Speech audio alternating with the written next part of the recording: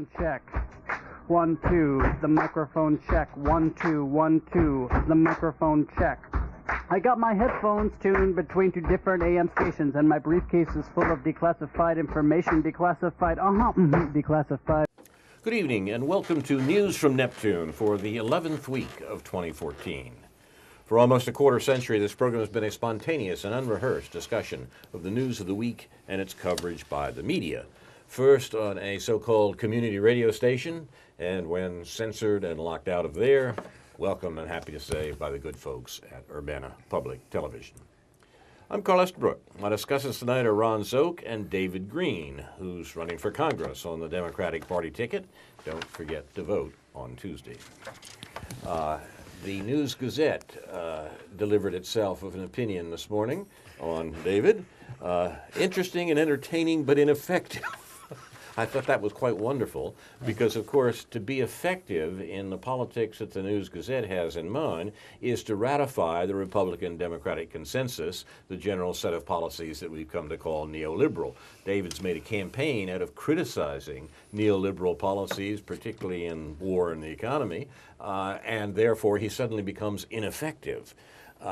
It puts me in mind of a remark by our mentor, Noam Chomsky, who said some time ago, I quote, "The smart way to keep people passive and obedient is to strictly limit the spectrum of acceptable opinion, but allow very lively debate within that spectrum, even encourage the more critical and dissident views.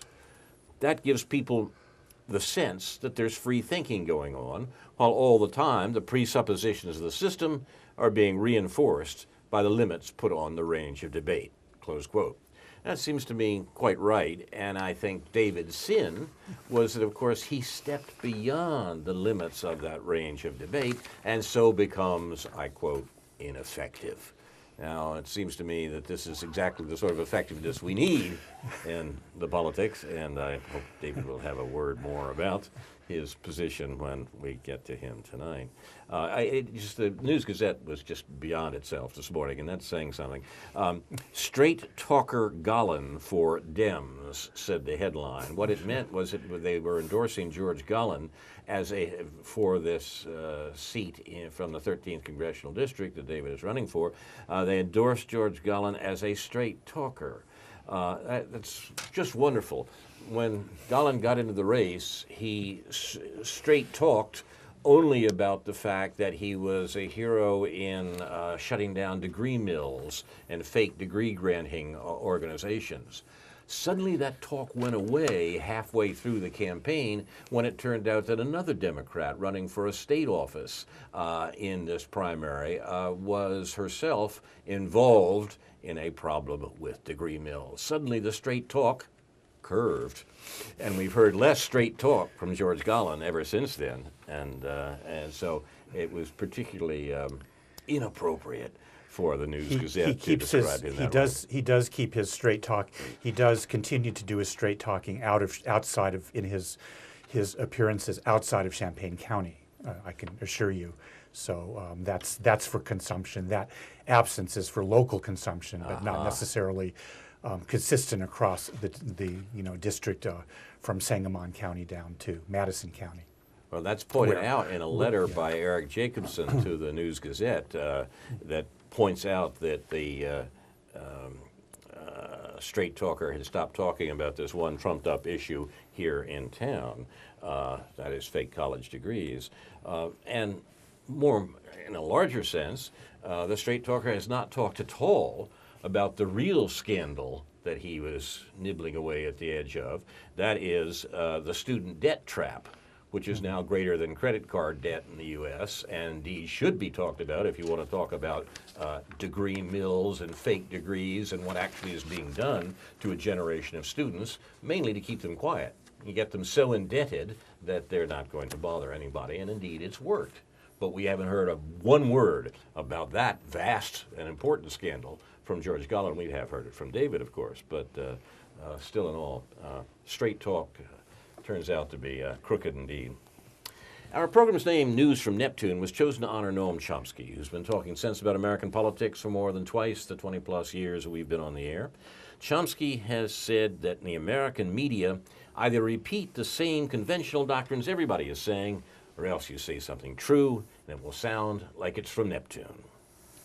Our format is to take turns suggesting stories that have been ignored or misreported, occasionally even innocently, in the week's news, and then having our colleagues comment on them. Today is March 14th. This week in London was published in the journal New Left Review, the premier political journal in Britain over the last generation and more, an article called Counterpuncher by the quondam editor of the New Left Review, Perry Anderson. It was about our late friend Alexander Cockburn. I recommend the piece particularly. Anderson is one of the most important historians writing today, I think, and his piece on Cockburn, whom he knew well, and they worked together indeed in the New Left Review and elsewhere, tells us a lot not only about his late friend, our late friend, but also a great deal about the politics of that generation, and that means politics up to today. Cockburn was simply the best political journalist in America in the era of the coming of neoliberalism. And since it's seeming more and more to me these days that the account of the coming of neoliberalism is what we should be talking about when we're talking about American politics, the reflection on Alex's career leads us to the central questions, indeed, of American politics today. I want to take just one paragraph from Anderson's article to illustrate both what he was saying and something about Alexander Cockburn himself. Shortly after we began the program News from Neptune, we began it in the summer of 1990. The election of 1992 and the emergence of Bill Clinton produced actually one of the first major divisions, I think, between me and my former radio partner on News from Neptune. He was much more enthusiastic about Bill Clinton than I was. And Cockburn, I was happy to see in those days, whom I'd begun reading a number of years before, shared my distress and dismay at Clinton's politics. Here's Alex Cockburn. Here's Perry Anderson writing about Cockburn and Clinton. From the start, long before Clinton was elected, Alexander foresaw that the governor of Arkansas, mired in state-level malfeasance and connections to the Contra program, would mean, as a ruler of the country, Walmart jobs for the many and mark-rich pardons for the few. Within 5 months of the new presidency, Cockburn was writing, quote, "The Clinton administration is over. Oh, it will drag on in a thickening twilight of new beginnings and fresh tomorrows under a ruler whose language bespoke his vision. Clinton's sloppy, tired phrases limp through the reality of America like an obese Sunday jogger waddling down the road," close quote. I remember quoting that on the radio all those years ago. Of his claim to diplomatic fame, Alexander, abandoning mockery, wrote in words that were no less implacably actual today. He's talking here about the signing of the Oslo Accords on the lawn of the White House in September of 1993. Cockburn wrote, "It would take the pen of Swift to evoke the nauseating scenes of hypocrisy, bad faith, and self-delusion on the White House lawn today, crammed as it was with people who for long years were complicit in the butchery and torture of Palestinians and the denial of their rights, now applauding the, quote, symbolic handshake, close quote, that in fact ratified further negation of those same rights. In the shadow of an American president with the poise and verbiage of the manager of a McDonald's franchise, Arafat produced oratory so meager it made Rabin sound like Cicero.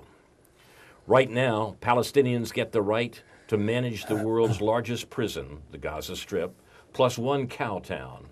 It's as though the Irish in 1921 got Tralee plus a few acres of West Cork, with the British holding the entire eastern half, Belfast, Dublin, Waterford, plus all the resources, with its army free to roam at will across the Irish enclaves, themselves fragmented by British highways and drained of water. There will be no Palestinian sovereignty and an economy completely subordinated to Israel's." Close quote. That's 1993. Now, compare that with what was being said by good liberals in the world at large in those days. You're watching News from Neptune, a counterpuncher edition in honor of America's best political newsletter, Counterpunch, founded by Alexander Cockburn and continued to this day, and a point of our discussion and sometimes argument here on News from Neptune. We'll start with Ron Szoke and the whatever he's got under his hat today. Not much. That's an honest comment. Well, I have this little picture online that I send out occasionally. Picture of a cat saying, "I cannot brain today, I has the dumb." But I want to start with a couple of small points about educational finance. Okay. Yesterday in the local newspaper, school finances worsening in Illinois, report discloses. More districts are in poor fiscal shape, tapping reserves or borrowing than in previous years. So budgets are being cut, staff is being dismissed, fewer support personnel. A number of them are being dismissed, especially in Danville, which is going downhill quickly, it seems. And then another piece, going back to March 9th, college choices boil down to dollars and cents. So I'll come back to that because this person, Ann Mushad, refers to return on investment as the criterion apparently that people should use in choosing which college to attend. So her daughter is caught up in that right now. So did you ever think about return on investment when you were going to college? It never occurred to me to. I did not. Never occurred to me to do that. Me But neither. Anyway, I want First to. of all, it I wasn't investing anything. Exactly. Right.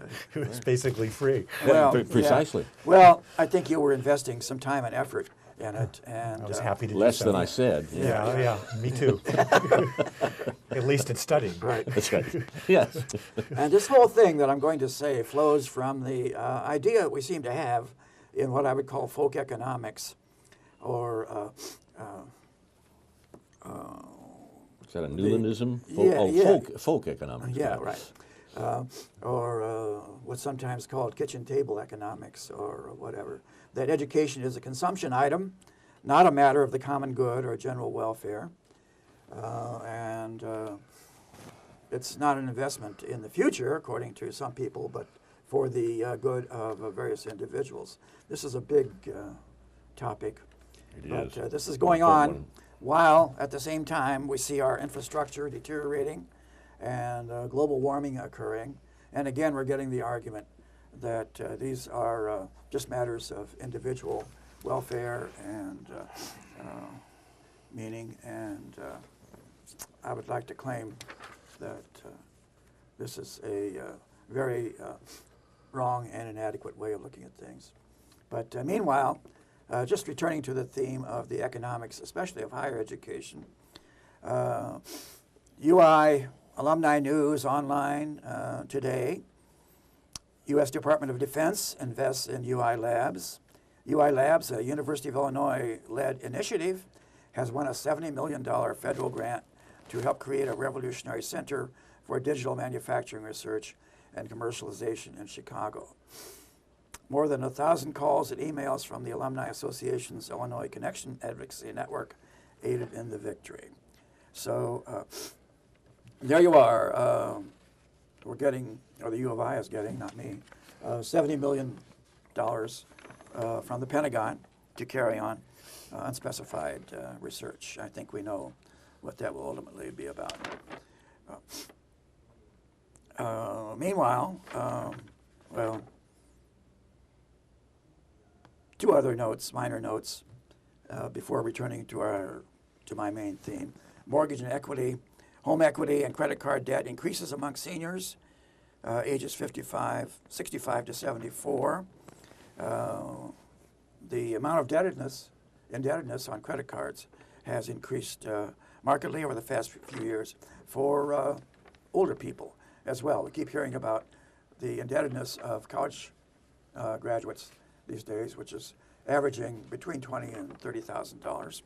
But anyway, at the same time, Goldman awards its chief with a raise. Goldman Sachs board decided to give Lloyd Blankfein, the bank's chief executive, stock options worth $14.7 million as part of the 2013 pay package, eclipsing last year's total. So this says that his total compensation for 2013 stands around $23 million, leaving Jamie Dimon, the chief of J.P. Morgan Chase, in the dust. So is he going to tolerate that? Diamond in the dust. Huh? Yeah. Half of Congress members, millionaires, are millionaires, this says. We've talked about that before. Going on to an article by Richard Vedder and Christopher Denhart, How the College Bubble Will Pop. In 1970, they say, less than 1% of taxi drivers had college degrees. 4 decades later, more than 15% do. So does that mean anything, or is that significant? It does suggest some things. The American political class, they say, has long held that higher education is vital to individual and national success. The Obama administration has dubbed college the ticket to the middle class, and political leaders from Educational Secretary Arne Duncan to Federal Reserve Chairman Ben Bernanke has hailed higher education as the best way to improve economic opportunity. Parents and high school guidance counselors tend to agree, but they go on to note that the benefits of a degree are declining while costs rise. This phenomenon leads to underemployment. According to one report, the explosive growth in the number of college graduates taking relatively unskilled jobs increasing greatly, and the result is more and more college graduates finding, which colleges finding a falling demand for their product. So their product is graduates, I guess, with degrees. Colleges, they say, must bow to new benchmarks assessing their worth. With the advent of electronic learning, including low-cost computer courses and online courses that can reach thousands of students around the world, there is more market competition than ever. So new tests are being devised to assure employers that individual students are vocationally prepared, helping recruiters discern which institutions deliver superior academic training. Purdue University, for example, has joined with the Gallup organization to create an index to survey alumni, providing universities and employers with detailed information, including earnings data. This educational entrepreneurship offers hope that creative destruction is coming to higher education. Many poorly endowed and undistinguished cannot make schools. this stuff up. Right. Well, might bite the dust, but America flourished when buggy manufacturers went bankrupt thanks to the automobile. Somewhat inept analogy, I would say. Yeah. This cleansing would be good for a higher education system, still tied to its medieval origins, and for the students, it's robbing. So wait a minute. The old idea of the community of scholars is now considered laughable, and we must think in terms of education solely as vocational training, job preparation and training.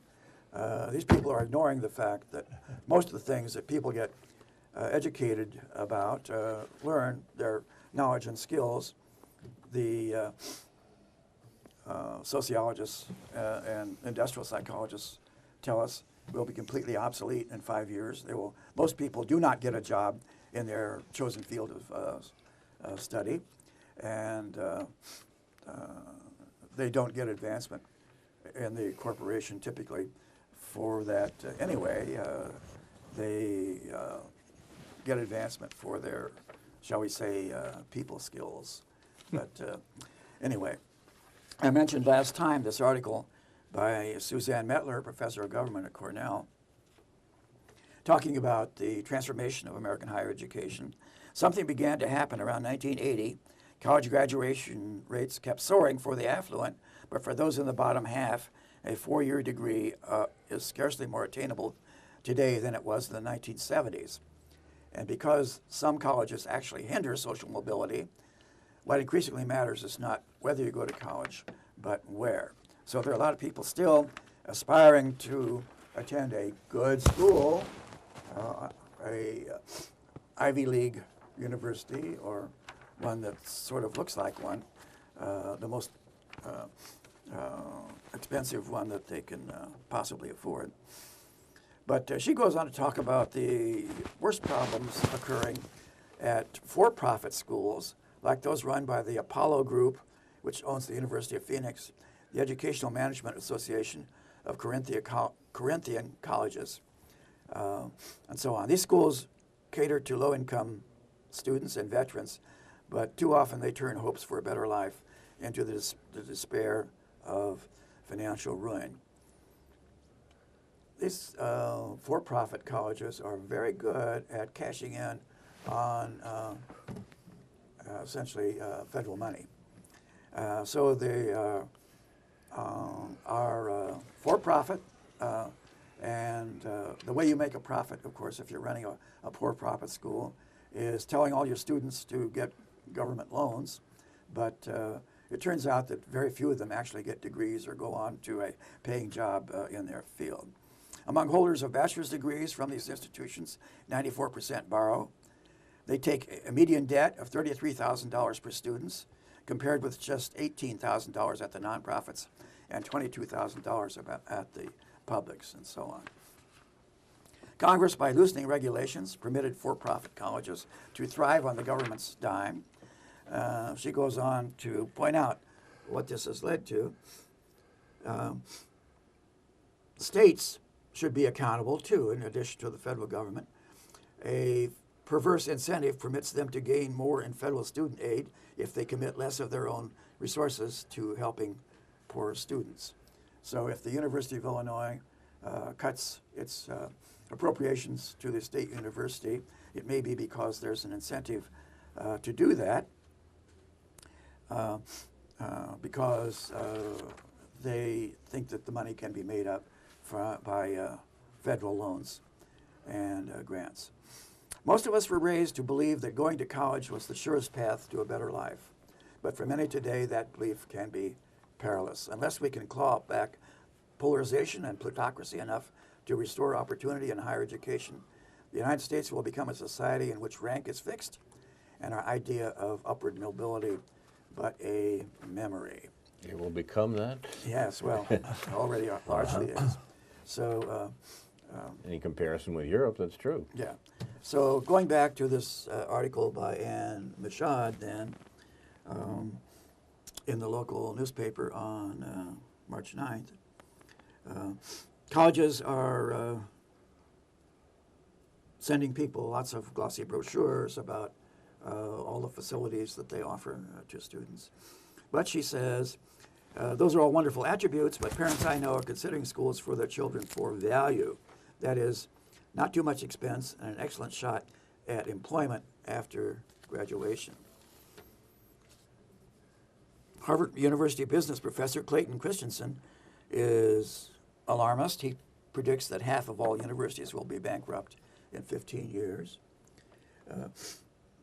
Colleges are seeking new sources of revenue, offering courses that mirror the job market. There's an explosion of online course offerings. I tell my daughter she could just attend college on a laptop in our basement, but there's a reason. Of course, there are a number of reasons for why people don't want to do that. The Pew Research Center report concluded that the earnings gap between young American adults with and without bachelor's degrees is now the widest in 50 years. So she counsels people to look at return on investment. How do you compute your ROI on your investment of money, time, and effort in a college education?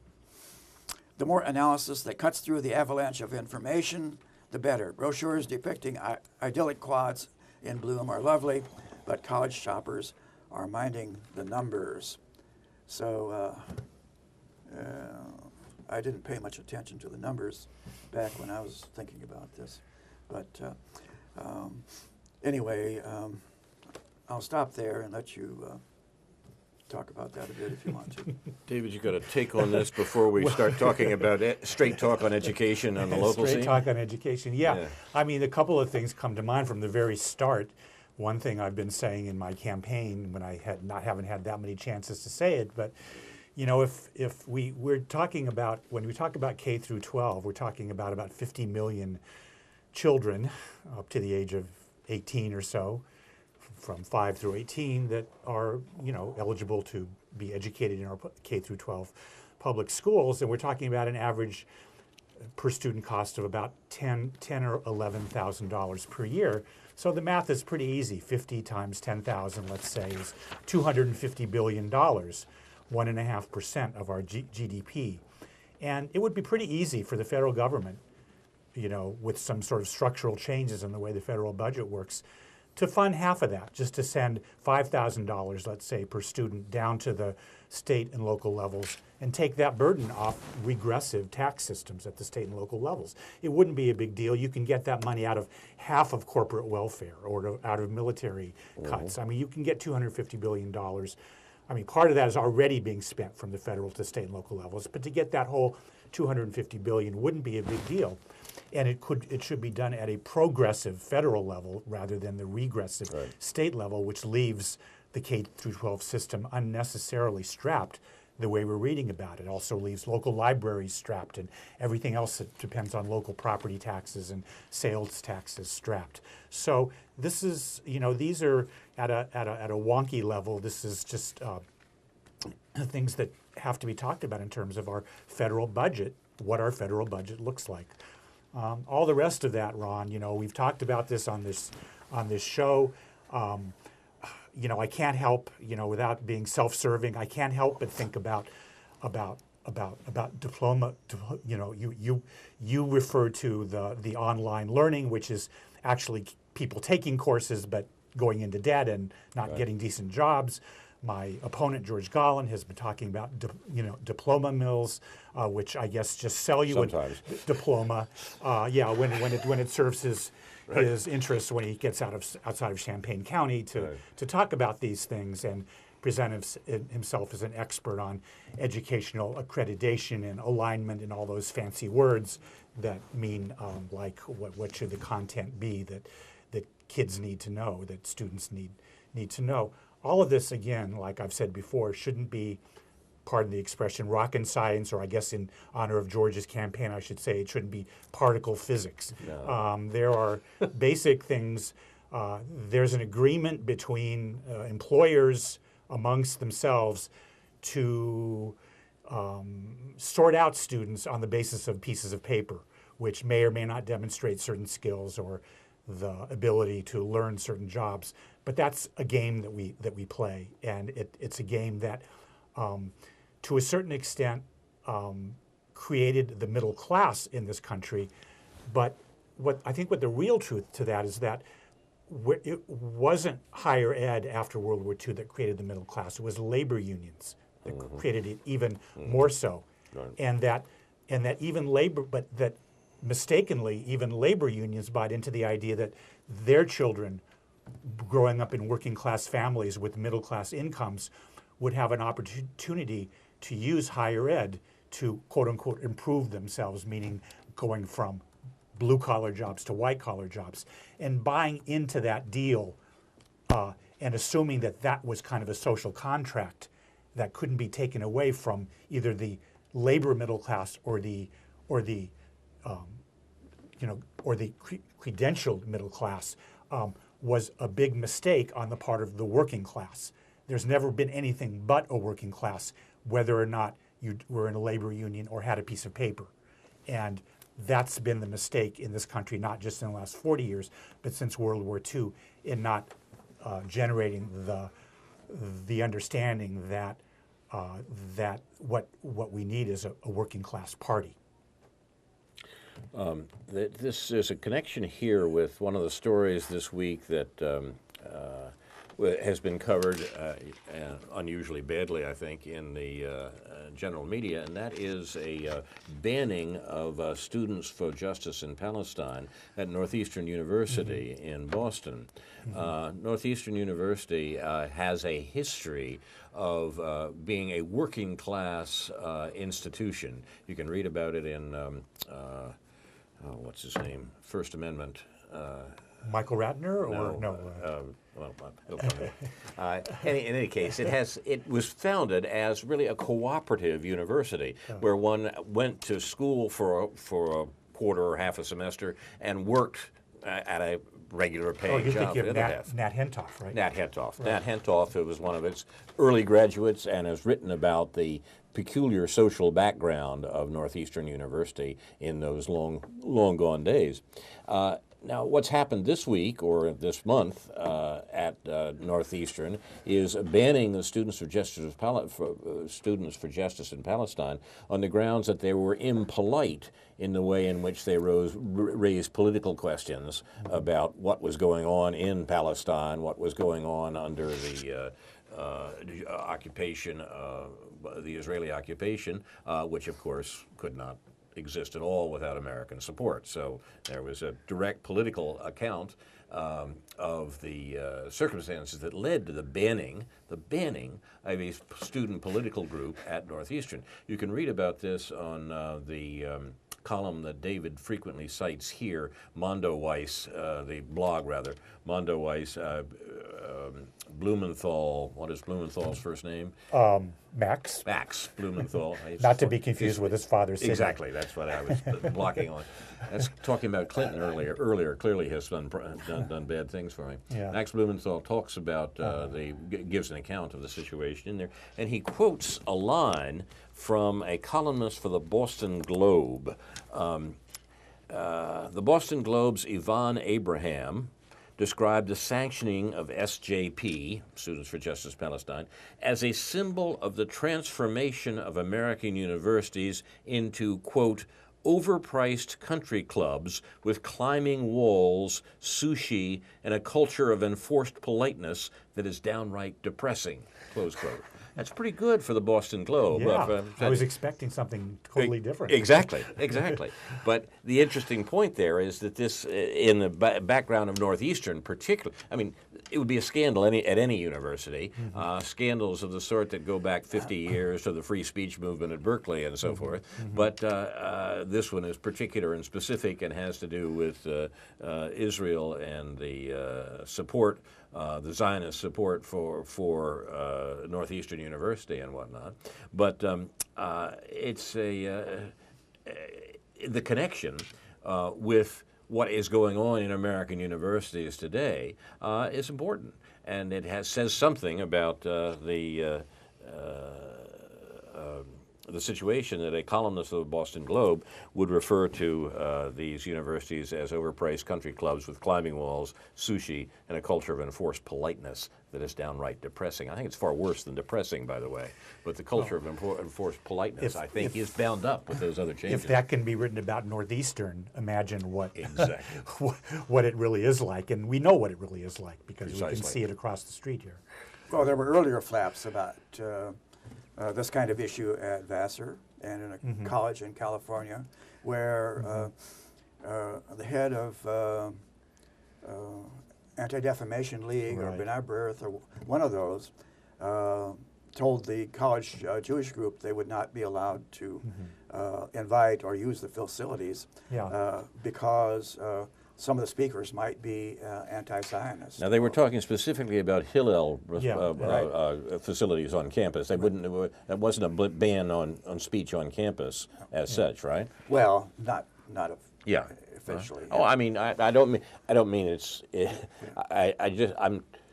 The point is, there's a difference between what the university does as a whole, which is what's happened at Northeastern apparently, and what happens in a club, for lack of a better name, such as Hillel on university campuses. But it's important to note that there is this open Hillel movement that is taking place at Vassar and Swarthmore, and that is the beginning of, I think, a broader movement. That I think there's probably good reasons why this happens at a smaller at smaller, pricier liberal arts colleges among probably privileged Jewish students who are dissatisfied with the repression at sort of the national top-down level from the Hillel offices at the B'nai B'rith in Washington down to the local levels, and I think this is a harbinger of things to come, which I'll address a little more in my own comments.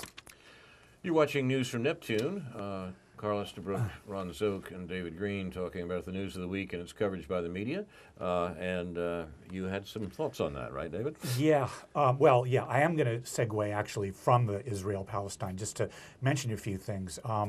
There was a speaker on campus this past Monday evening, Rabbi Brant Rosen, from a Reconstructionist synagogue up in Evanston, who has taken a very courageous and honest and well-informed stand on the Israel-Palestine conflict. And I was impressed. I was glad to meet him and impressed with his presentation and the way he's going about things. And I think we will. He has a blog called Shalom Rav, and I think we will hear more about him, and hopefully more about him in the context of some activism, not just on this campus, but on campuses across the state in terms of the institutional relationships between this university and Israel, and Israel. Just the kind of thing that I think that the American Studies Association boycott is appropriately directed at in terms of these institutional relationships, which is research sort of covering the sanitization of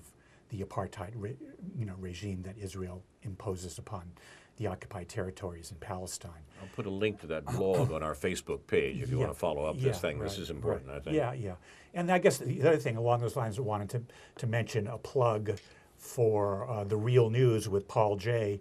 He did a series of interviews this week with Michael Ratner, who I'm sure that most viewers of this program see often on Democracy Now! or other programs, and who I did not know that much about at a personal biographical level. And he did a series of 6 or 7 15 or 20-minute interviews with Paul Jay, and which are really a historical journey, one of which was a journey from being, a Zionist youth, as is so often the case among people our age. He's a little older than me. Brant Rosen is a little younger than me, but I certainly identified with both of their experiences in very different contexts. And I find the Ratner interviews just absolutely fascinating. A real opportunity to learn. To get a historical, personal journey on a lot of things.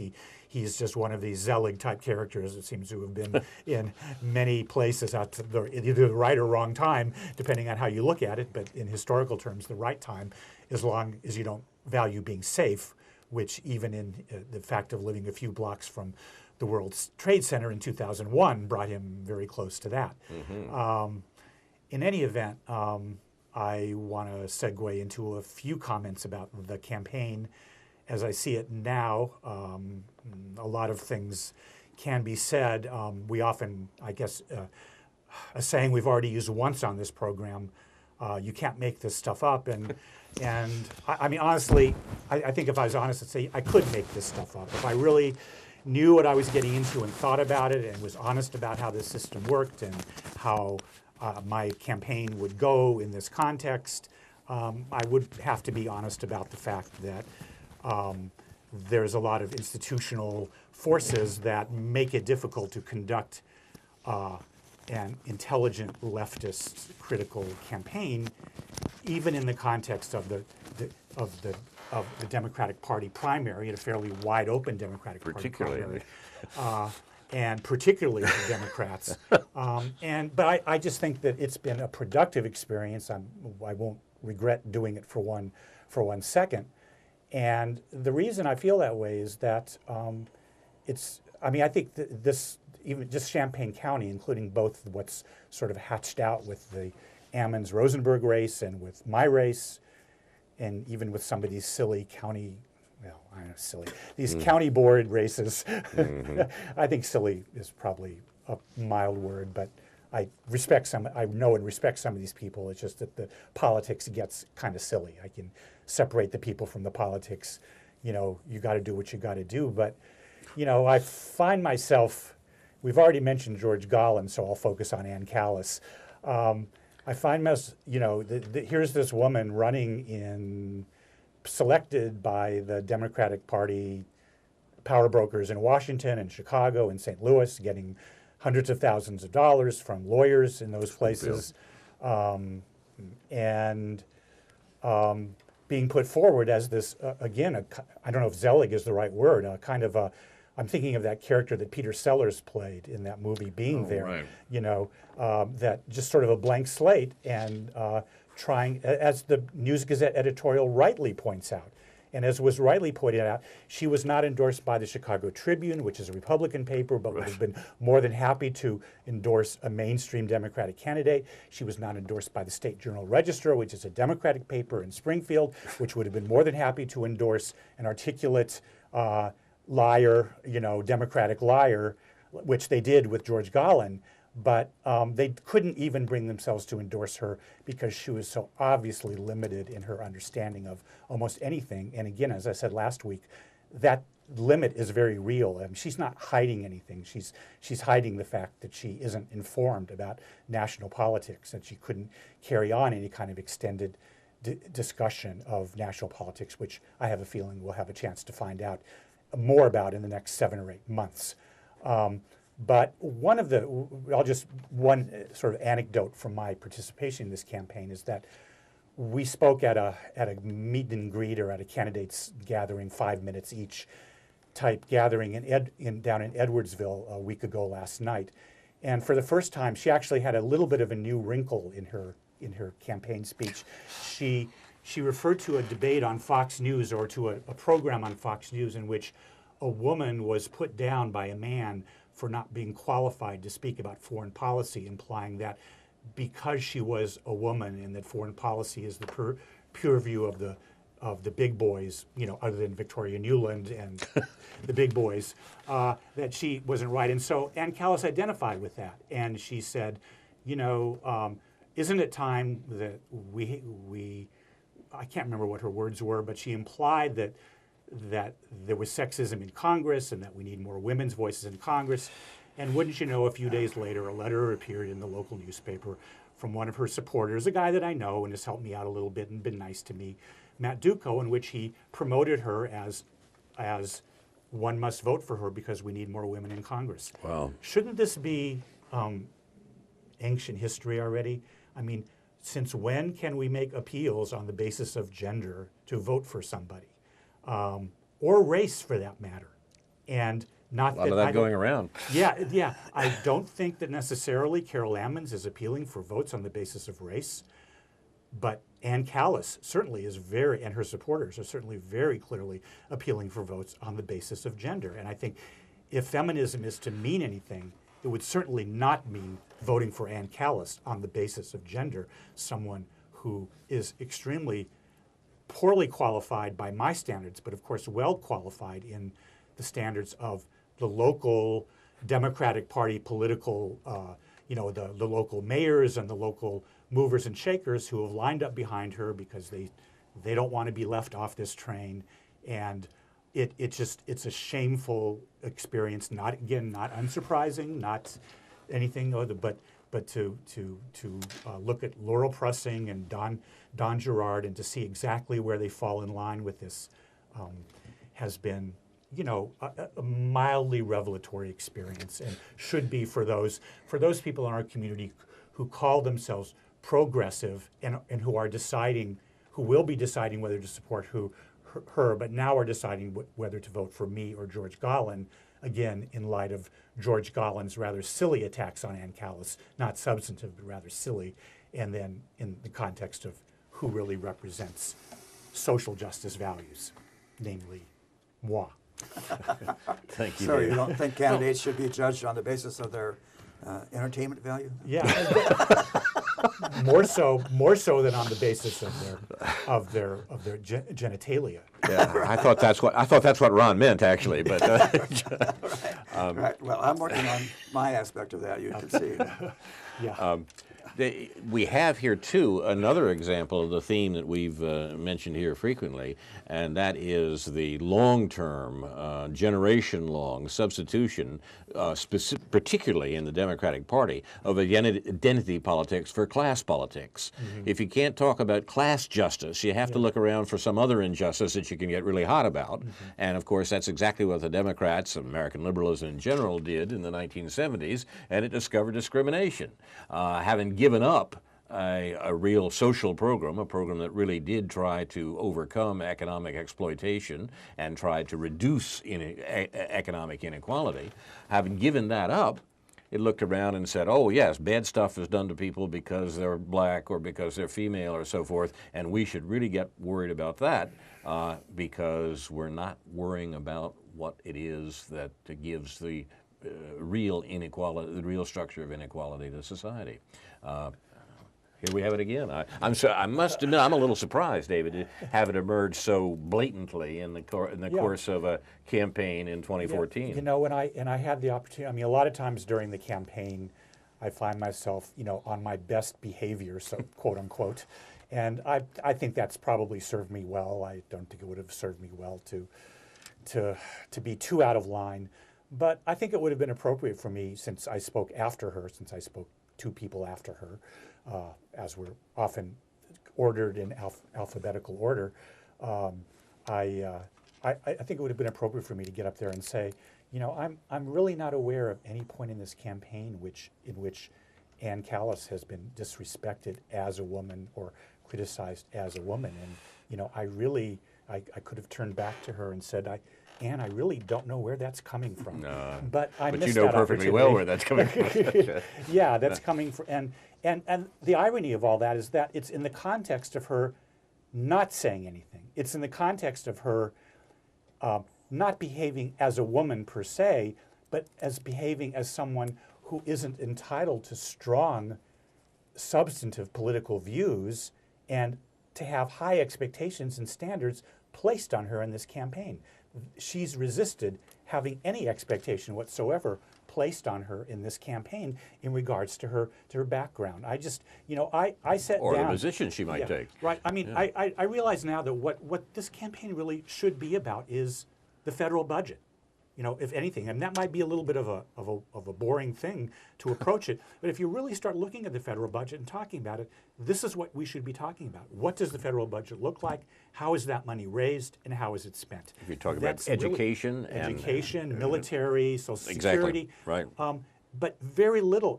For all the talk about Social Security and everybody, Republican and Democrat, is protecting Social Security, protecting Medicare, Rodney Davis. So that's no longer a way to tell people apart from each other. You have to get a little deeper to tell apart from how people are really looking at this budget, at this federal government, and what its role is. And of course, that's been one thing that's been almost impossible to talk about in the time allotted to talk about. Although you can look at the interview I did on the State Journal Register website that we all did, compare those interviews. And you really need, you know, this should be what the topic is as much as anything else. Of course, that includes the military, healthcare, the whole thing. It shouldn't be about whether you and George are sexist pigs or. Yeah. Well, I mean, she really wasn't implying that, but it was kind of rude. It was kind of rude of her to imply that there was anything about this campaign that could have possibly been sexist, and I probably should have made a chance to point that out. I probably will in the aftermath of next Tuesday's election outcome. In the few minutes we have left, I want to mention two stories that have been sent to us by the former producer of the radio version of this program, a shadowy figure known as Dr. No. Dr. No has drawn our attention to two particular points from the week's news that I think are very much worth paying attention to. The first is a piece in the new online journal, Intercept. The Intercept is the Glenn Greenwald, Jeremy Jeremy Scahill et al. Attempt to do journalism without the sorts of constraints that exist in its current forms. Intercept is very much worth looking up on the web and look at the people that they've brought in, the things that they're writing about, and the people that they're publishing. One of them is Marcy Wheeler. I've read for a long time in her own blog, Empty Wheel. She is a brilliant researcher and is very much concerned about issues of misfeasance and malfeasance in the government, and she gives the most practically the only intelligent account I've seen of the contretemps that led to Senator Dianne Feinstein's speech on the floor of the Senate last week, the kerfuffle between the Senate and the CIA.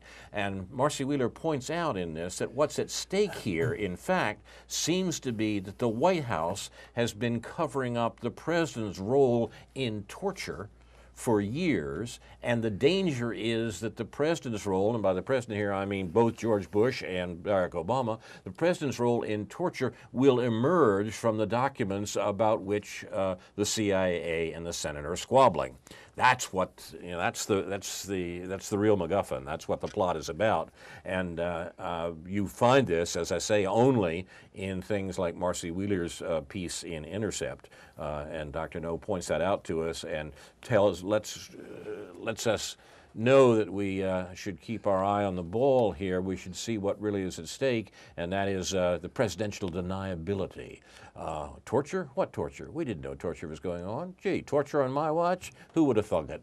No, this is exactly what is in danger of being revealed, and the reputation, such as it is, of both the Bush and Obama presidencies in trouble here because of their acceptance of torture, their use of torture, their authorization of torture. It's exactly an authorization that is being looked for, that's being sought for in this debate. The second point that our former producer raises refers to the comments that were made by Edward Snowden to the South by Southwest conference this last week. Summed up in his remark, the bottom line is that encryption does work. What he was saying was that it was necessary for people to defeat the spying attempts of the NSA and the CIA by using the technology that's out there. The conference is devoted to technological issues and related matters, and the advice from Mr. Snowden was that the technology is there, it can be used for it, and it should be, because only then will we have any sort of secure communications on these matters. These folks are not playing by the rules, and the spying that's going on in the U.S. government, in this administration, the last one, is such that it can only be defeated by people who are technically competent at doing it. Dr. No writes, the NSA and GCHQ is the British analog to NSA. NSA, GCHQ have long known that they can hide malware in proprietary software. They have no revert to other. They have to revert to other methods to crack free software. And their possibilities are out there. But the point is, his point is that Snowden's advice is unattainable with proprietary software, and that we have to understand that the corporations are not your friends here, that the consciousness of how we're using the internet and related matters is a political point. I think he's right. Mm-hmm. Well, there's another story circulation that the government's computers are so big and powerful they can break any encryption code. But and in a sense, that's what Snowden was attacking. Yeah. He was saying that, in fact, there is a fight back available, but that we have to use it. And particularly the people he was addressing at the South by Southwest conference are the people that have got to do it.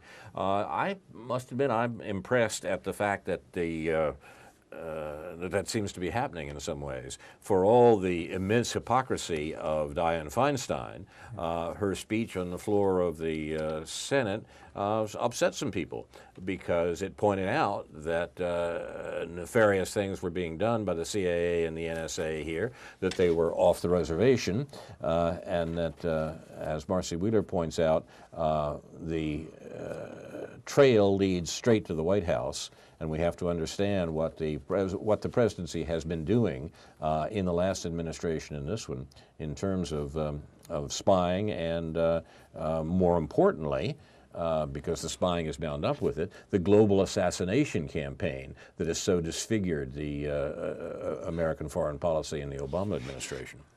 Do you have a comment about the